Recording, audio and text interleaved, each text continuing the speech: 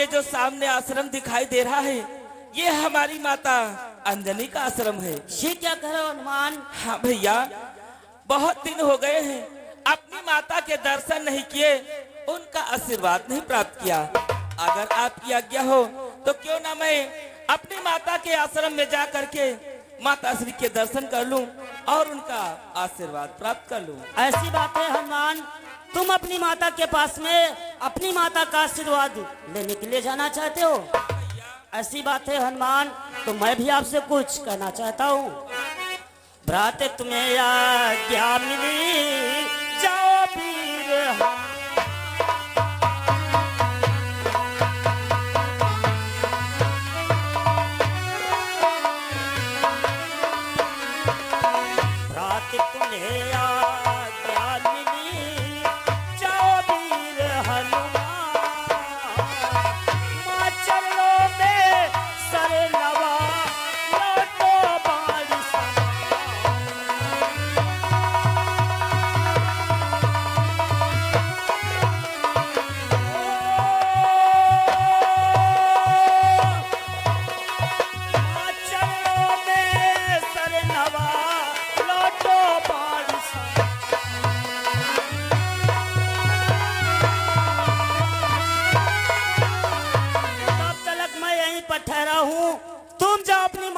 का आशीर्वाद लेकर के आओ, परंतु ये अवश्य याद रखो, बाण के समान लौटना है, क्योंकि गुरु की आज्ञा का पालन करना है, चंद्रकेतु गुरु के चरणों में हाजिर करना है। यही होगा भैया, इसलिए आप यही ठहरे। मैं मातु शरण में जाता हूँ, मैं मातु शरण में जाता हूँ। जो जननी जन्मदात्री है उनको प्रणाम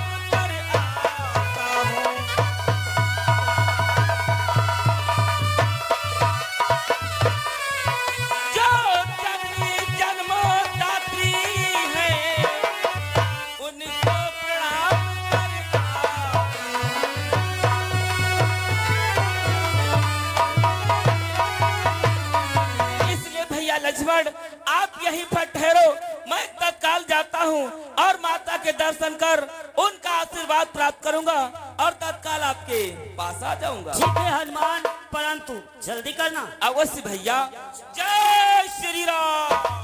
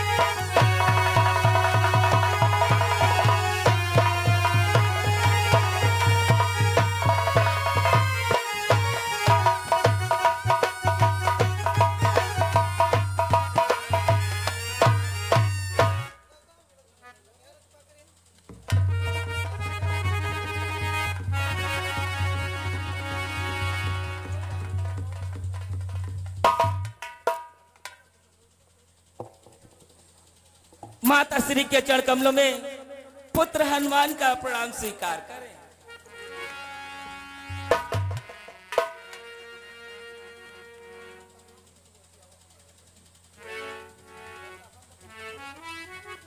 बेटा बजरंगी, जुग जुग बेटा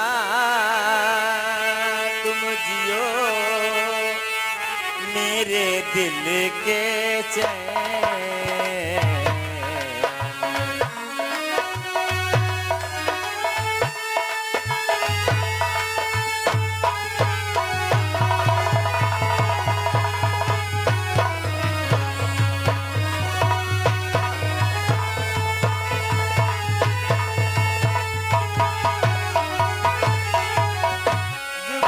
बेटा तुम जियो, मेरे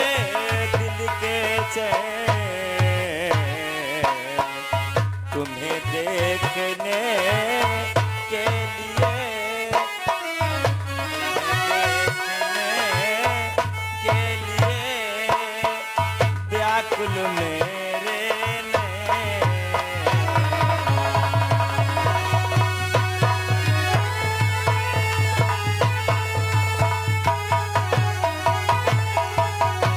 बेटा, तुम्हें ही देखने के लिए हमारी आंखें तरस रही थी। बेटा, कहो मैया। मेरे प्यारे बेटा बजरंगी, बेटा बजरंगी, मेरे प्यारे बेटा बजरंगी कैसे मैया की दिया।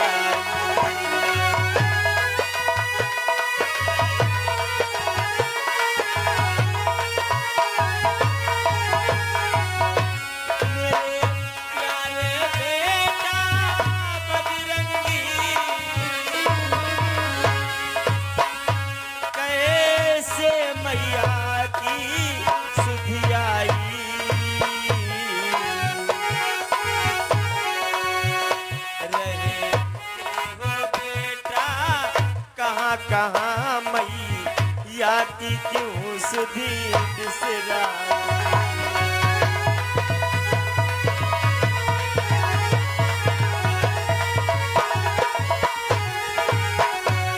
रहते हो कहाँ, कहाँ बेटा क्यों मैया की सुधी बिसरा।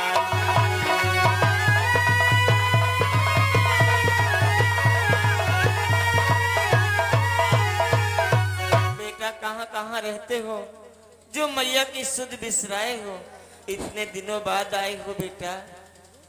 हे मैया, यदि आप जानना चाहती हो तो अवश्य बतलाऊंगा माता। हे मैया, कि यदि पूछ रही हो हे मैया तो आज तुम्हें बतलाता।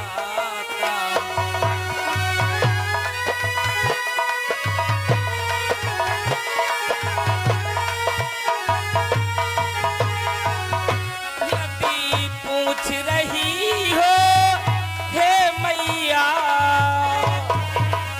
तो आज तुम्हें बतलाता हूँ। के चरणों में रहता हूँ उनके ही गुण मैं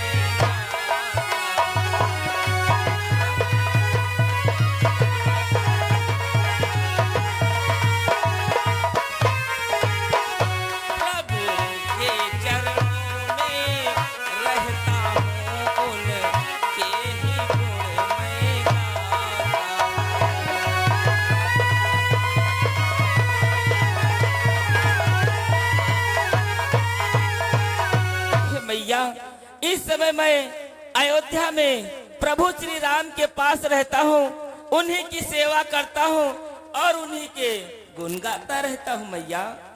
बस कुछ कार्य है तो मैं जा रहा था, जो प्रभु का कार्य था उसी को पूरा करने के लिए निकला हुआ था। अचानक मैंने देखा कि रास्ते में माता का आश्रम पड़ गया, तो मैंने सोचा क्यों ना चल करके माता के दर्शन कर लूं और उनका आशीर्वाद प्राप्त कर लूं। इसलिए मैया मैं आपके पास दौड़ा चला आया मैया। हे माता, आप अपने पुत्र को तत्काल आशीर्वाद प्रदान करो। दर्शन तो हो ही गए हैं, प्रभु का कार्य पूर्ण करने के लिए मुझे अति शीघ्र जाना है माता। लेकिन बेटा इतनी जल्दी क्या है? बेटा बजरंगी, बहुत जल्दी में हनुमान आया है। हे मैया, आपका आशीष मिल गया और आपके दर्शन हो गए, मैं धन्य हो गया माता। और हाँ, जाते जाते मेरा प्रणाम स्वीकार करें, फिर कभी आऊंगा माता। ये मैं क्या देख रहा हूँ ददैया, आज नारायण जी बाबा का उदय पश्चिम से हो रहा है। अरे भाई बजरंगी, ये मैं क्या देख रहा हूँ? आज अचानक माता की शुद्ध कैसे आ गई? भैया मैं अपने प्रभु के कार्य हेतु जा रहा था। अचानक मैंने देखा कि हमारी माता श्री का आश्रम, तो मैंने सोचा क्यों ना माता के आश्रम पर चलूं, माता के दर्शन भी हो जाएंगे और उनका आशीर्वाद भी प्राप्त कर लूंगा। बस इसीलिए दौड़ा चला आया भैया। अब देखो यहाँ पर आ गया, माता श्री के दर्शन भी हो गए, आशीर्वाद भी प्राप्त हो गया, तो फिर यहाँ पर ठहर कर क्या फायदा? मुझे प्रभु का एक विशेष कार्य करना है। अरे भाई बजरंगी, माता से तुमने तो आशीष मांग लिया, माता ने आशीष दे दिया, और क्या कुछ माता की इच्छा नहीं पूर्ण करोगे? बेटा मैं तुमसे कुछ कहना चाहती हूँ। तूने तो आशीष मांग लिया, पर मेरे लिए क्या लाया है?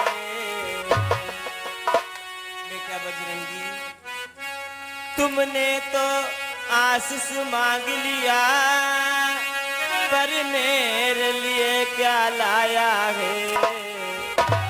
तेरी माँ ने तुझ से बेटा कुछ तलक नहीं भी पाया है।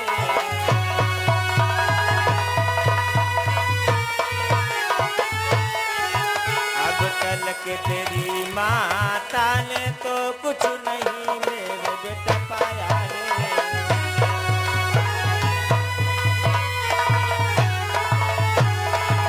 बेटा तुमने तो आशीर्वाद मांग लिया, परंतु हमारे लिए क्या लाए हो? हे मैया, आपके लिए, हे माता, कि हे माता मैं क्या लाता, इच्छा का था कुछ ज्ञान।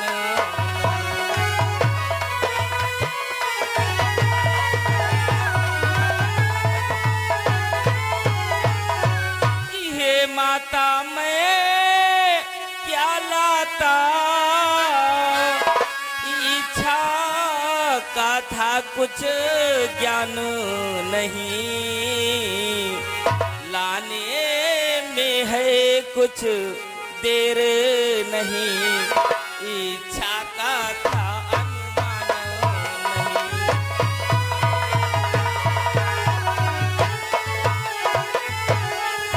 ले आने में कुछ देर नहीं,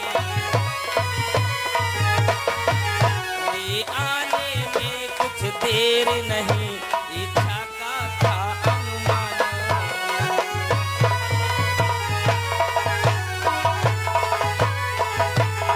हे मैया, इस समय तो मैं आपके लिए कुछ नहीं लाया हूँ, क्योंकि मुझे आपकी इच्छा का अनुमान ही नहीं था कि आप चाहती क्या हैं, और फिर अभी क्या हो गया है?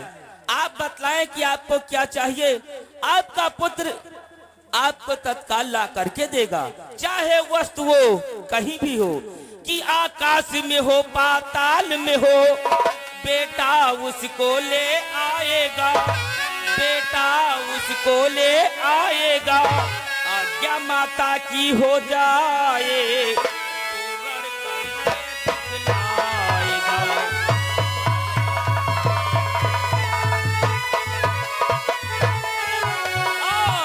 माता की हो जाए, पूर्ण करके दिखलाएगा।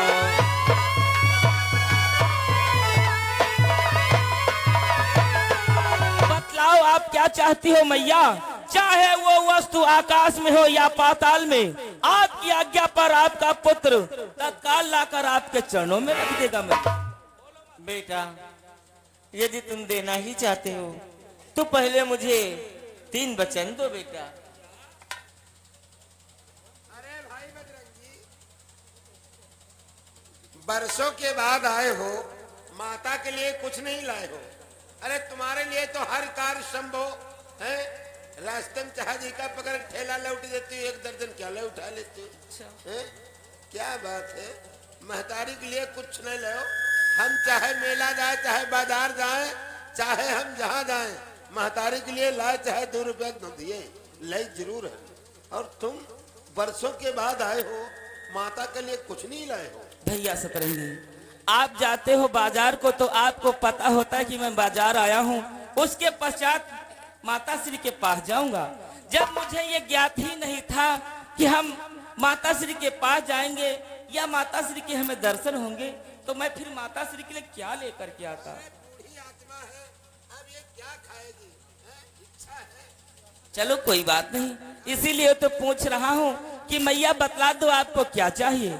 किंतु माता श्री का कहना है कि पहले 3 वचन भरो। माँ है, क्या मांगेगी? भर जाओ वचन, और क्या?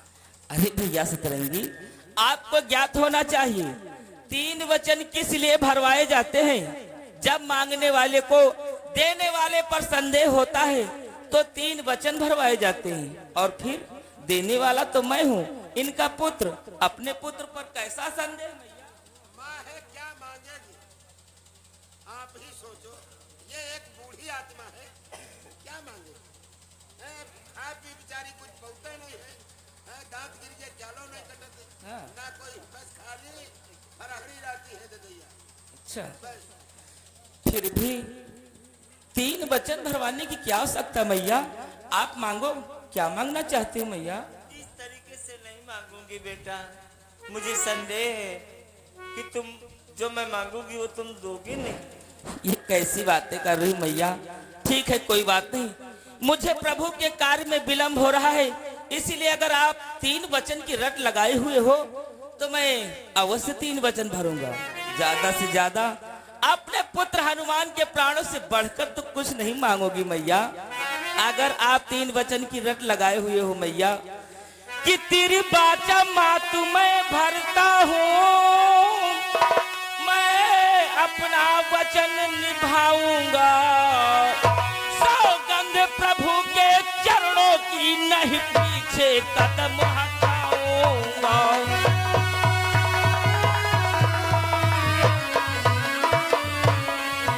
सौगंध प्रभु के चरणों की नहीं पीछे कदम हटाऊंगा।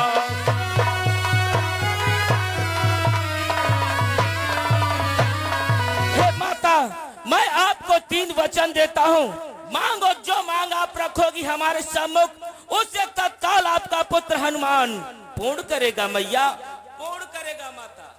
बेटा, तो फिर मैं मांगू? बेटा, कहाँ जा रहे हो पहले ये बताओ। इतनी जल्दी हो, इतनी जल्दी कहाँ जा रहे हो? आप जानना चाहती हैं कितनी जल्दी में तुम हो, आखिर क्यों इतना जल्दी कर रही हो। हाँ बेटा। हे मैया, आप नहीं जानती हैं, एक विदर्भ देश का राजा चंद्रकेतु वह इतना उदंडी है कि उसने हमारे प्रभु श्री राम के गुरुदेव को नौका से टक्कर मार दी। गुरुदेव ने उसे रोकना चाहा, किंतु उसने सुने को अनसुना कर दिया और नौका लेकर चला गया। हमारे गुरुदेव ने हमारे प्रभु से प्रतिज्ञा ली है, हमारे प्रभु ने प्रतिज्ञा की है कि कल संध्या तक उस राजा चंद्रकेतु का शीश काटकर गुरुदेव के चरणों में पेश करना है। हे मैया, आश्रम के बाहर भैया लक्ष्मण खड़े हुए हैं, हमारा इंतजार कर रहे होंगे।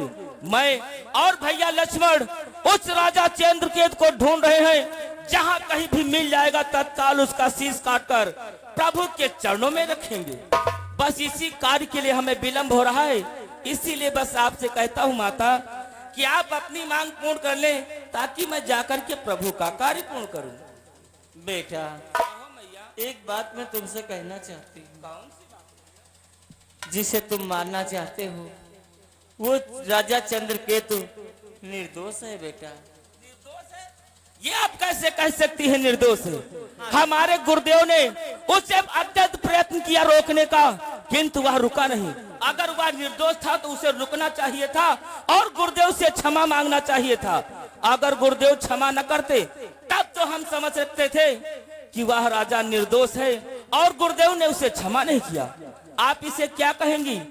जो अपराध करे और मोड़ कर देखे बिना क्षमा भी ना मांगे उसे अपराधी ही ठहराया जाएगा मैया। इसलिए गुरुदेव का कहना है वह अपराधी है, प्रभु ने प्रतिज्ञा की है, सो उस प्रतिज्ञा को मैं और भैया लक्ष्मण अवश्य पूर्ण करेंगे माता। लेकिन बेटा बजरंगी, राजा चंद्रकेतु हमारे आश्रम पर है। मैंने उसे वचन दिया है, उसके प्राणों की रक्षा आज से तुम्हें करना है।